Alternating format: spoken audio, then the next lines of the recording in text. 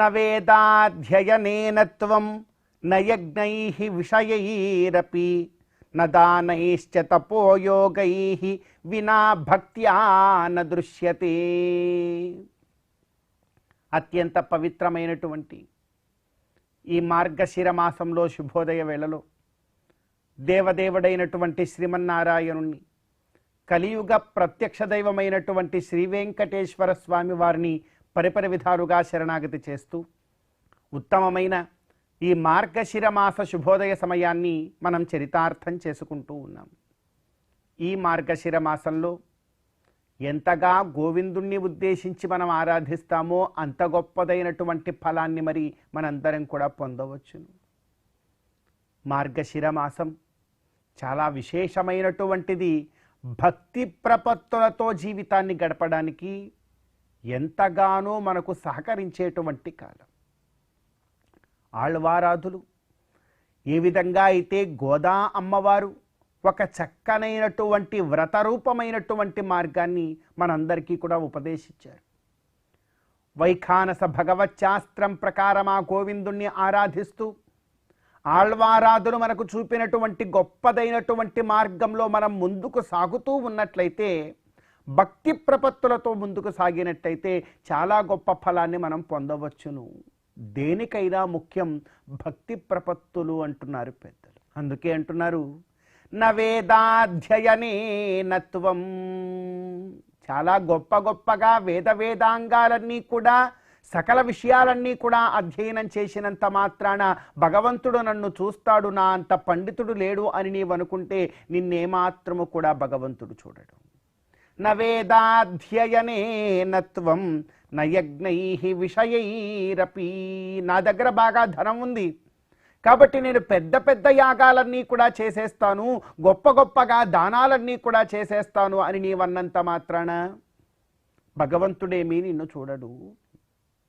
గొప్పగా దానాలు చేశాడు కదా దానకర్ణుడు. ఏమి కర్ణుడు వైపు ఉండి యుద్ధం చేశాడా? కర్ణుడు యొక్క రథాన్ని తోలాడా? లేకపోతే అర్జునుడు యొక్క రథాన్ని తోలాడా? భక్తి ప్రపత్తులతో ఉన్నటువంటి అర్జునుడు యొక్క రథాన్ని మాత్రమే తోలాడు. భగవంతుడికి కావలసినటువంటిది నీ యొక్క అధ్యయనమో, నీవు చేసినటువంటి యజ్ఞాచరణమో, అదేవిధంగా నీవు చేసినటువంటి దానాలో కాదు. అందులో ఏ క్రియలో అయినా కూడా నీవు భక్తిని ఉంచావా లేదా, లేకపోతే అహంభావంతో చేశావా అని మాత్రమే చూస్తాడు. అహంభావంతో చేశామా, ఎన్ని చేసినా కూడా అది భగవంతుడి దృష్టిలో పడవు. నీవు చేసినటువంటిది చిన్న కార్యమే అయినా అది భక్తి ప్రపత్తులతో చేస్తే అది భగవద్ దృష్టిలో చాలా గొప్ప కార్యం.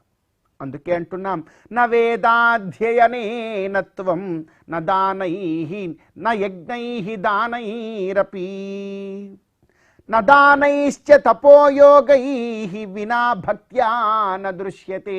ఎటువంటి విషయ జ్ఞానము వల్ల కూడా భగవంతుడు నీకు దొరకడు, ఎటువంటి దానాది క్రియలు చేయడం వల్ల కూడా భగవంతుడు నీకు దొరకడు.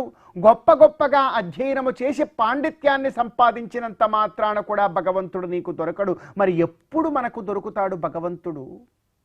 ఒకే ఒక్క విషయం చెప్తూ ఉన్నారు, వినా భక్త్యా న దృశ్యతే.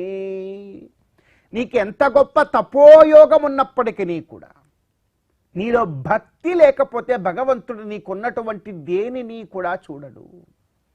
నీలో పాండిత్యం ఉన్నా, నీకు పెద్ద పదవే ఉన్నా, నీకు గొప్ప శక్తి సామర్థ్యాలున్నా, నీవు ఎన్నో యజ్ఞాలు చేసిన, వేల కొలది నీవు దానాలు చేసిన, సంవత్సరాల తరబడి నువ్వు తపస్సే చేసినా కూడా భక్తి అనేటువంటిది లేకపోతే భగవద్ అనుగ్రహము చాలా కష్టము అంటూ ఉన్నారు. కాబట్టి చాలా ప్రధానమైనటువంటిది భక్తి ప్రపత్తులు. అటువంటి భక్తి ప్రపత్తులతో ఎలా జీవితాన్ని గడపాలో మనకు ఆళ్వారాధులందరూ కూడా ఒక చక్కనైన మార్గాన్ని చూపిస్తూ ఉన్నారు. మరి వారి మార్గంలో ఈ ధనుర్మాసంలో, మార్గశిర మాసంలో మనం ముందుకెళ్లే ప్రయత్నం చేస్తూ ఆ గోవిందుడి యొక్క అనుగ్రహంతో ఈ మార్గశిర మాస శుభోదయ సమయాన్ని మనం చరితార్థం చేసుకుందాం.